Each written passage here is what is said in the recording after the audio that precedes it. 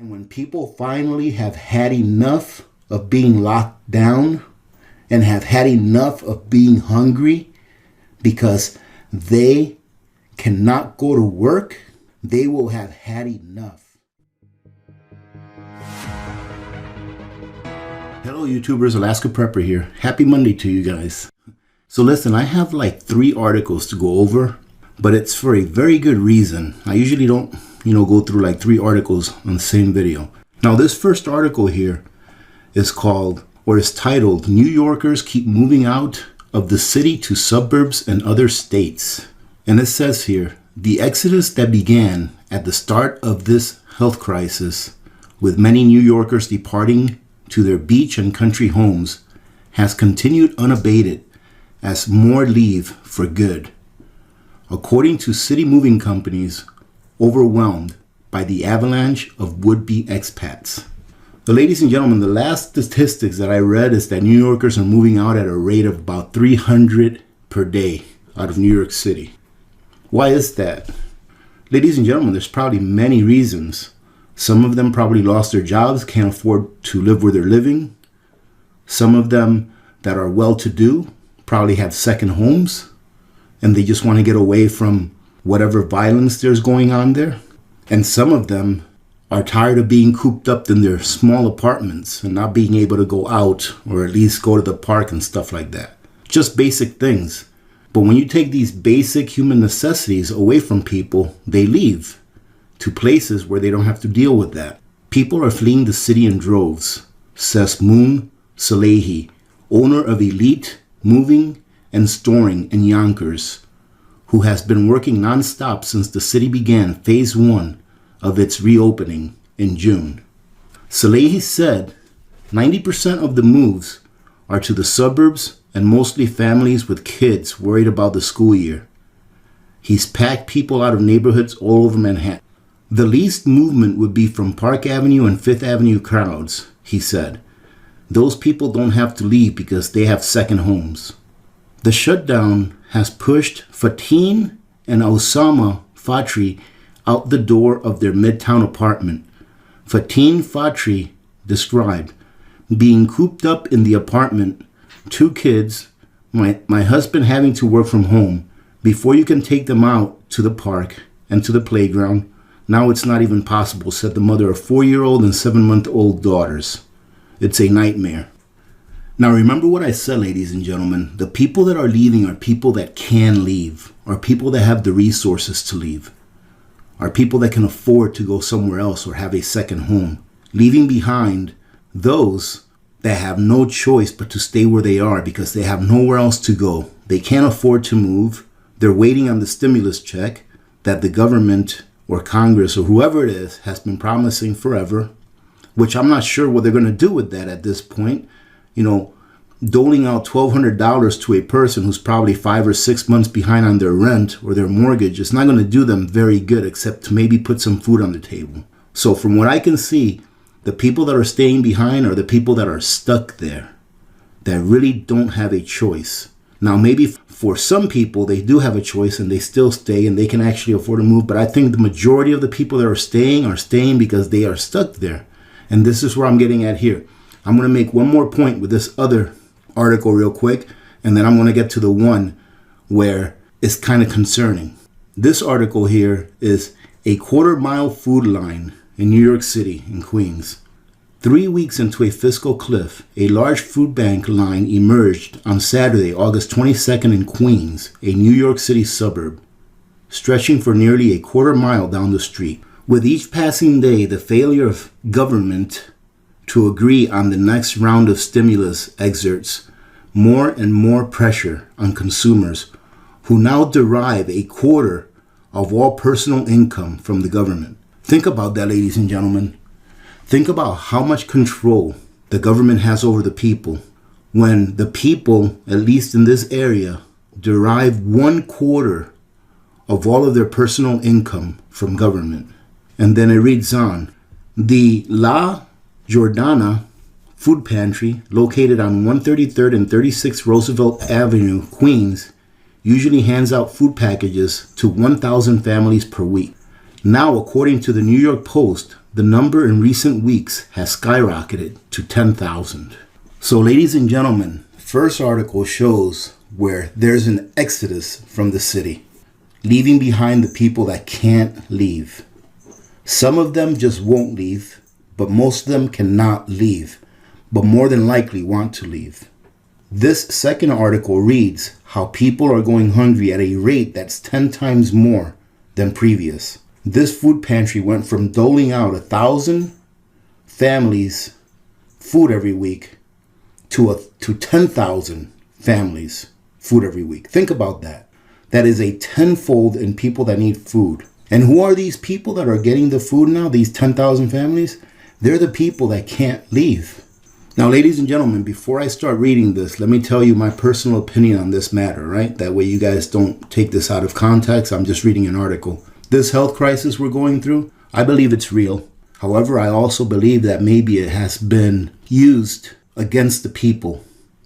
Instead of the government and the media working for the people, that this crisis has been used against the people. All right, now that's my opinion, ladies and gentlemen. You're welcome to agree or disagree with it. Are Americans finally figuring out the massive hoax pulled by government and mainstream media? At least one person in California has warned the politicians. Our families are starving. We will become revolutionary citizens soon. People are starting to get fed up with not that they're not being given a handout. People, for the most part, do not want a handout. They want to work. They want to be proud of what they do. They want to be proud that they can give to their families a living that is better than the ones they had when they were growing up. I think most Americans are like that. Have people been backed far enough into a corner that they can finally see their enslavement at the hands of the ruling class? It appears that at least a few have figured it out. Of course, not without appealing to the left and right paradigm, which plays directly into their divide and conquer scheme. Like I said in the past, ladies and gentlemen, politics is nothing but the left and the right wing of the same eagle. There's only one brain that controls the left and the right wing. But nonetheless, people are starving and losing their homes because they refuse to obey the commands of tyrants. At first, we sat as concerned citizens and we all wanted to best figure out how to navigate our way through this health crisis. As we realized that it's not quite as dangerous as we thought it would be, I was absolutely appalled.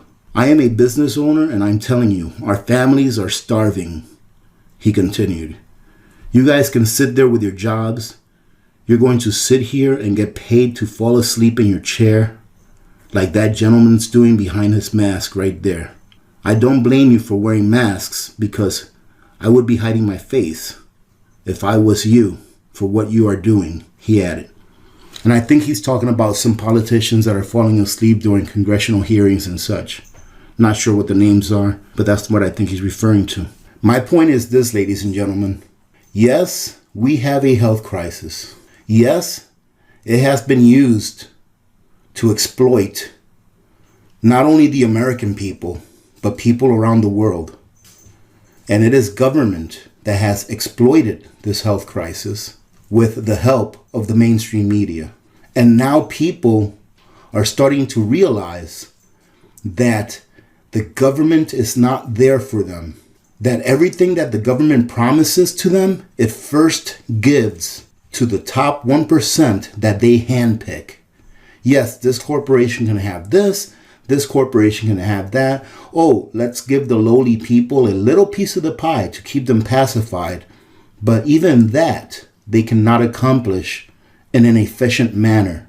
And people are starting to have enough. I believe we are reaching a point where the masses are going to have had enough.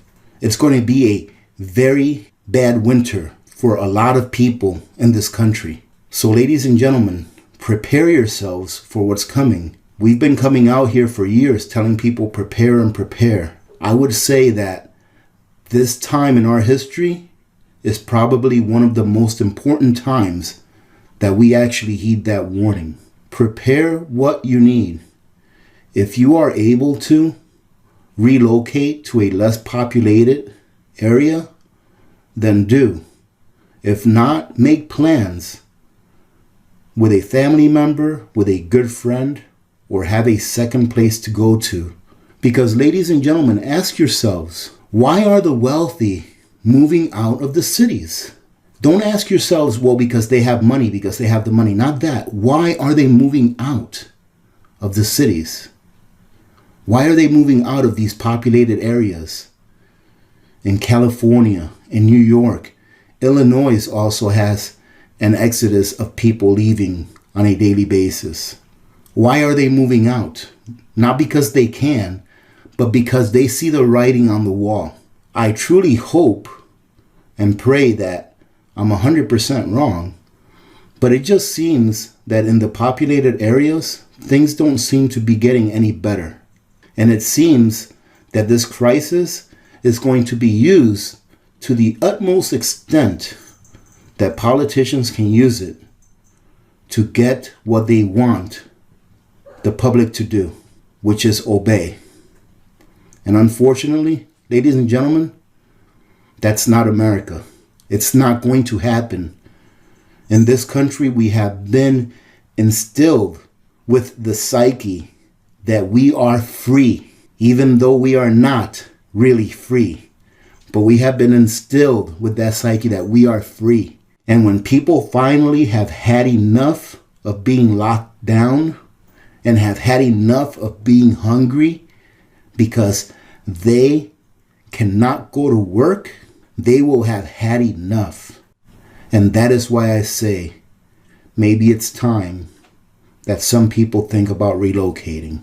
Just my opinion, ladies and gentlemen, that last part. But I thought that I'd bring this together for you guys and put it all into one video instead of reading one article per. It made a lot more sense. I want to thank you very much for all the fun that we had yesterday during the live stream. Always my favorite part of the week, hanging out with you guys for an hour or so, just chatting away. So thank you very much to those of you that joined in yesterday. And I truly do hope that you have a good week ahead.